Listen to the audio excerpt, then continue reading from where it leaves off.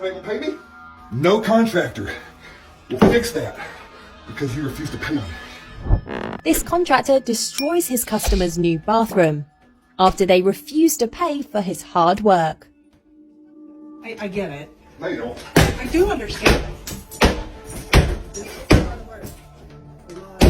We put weeks into this, thousands of dollars into this. I do understand. Sir, please stop. Please stop. Is somebody gonna pay me? Sir, I'm just asking you to stop. It's not your house to destroy. This is my property. This is my property. ours. I have receipts for everything. Yes, ma'am. I do understand that you...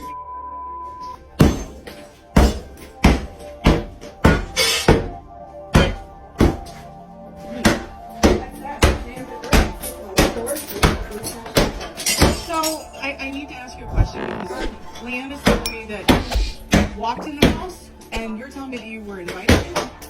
That you came in the... That's not taking back your stuff, that's... It is our stuff. This is how we need to take it back because we solidly built the construction before you just fall off. I'm more than happy to deal with the place. More than happy. More than happy.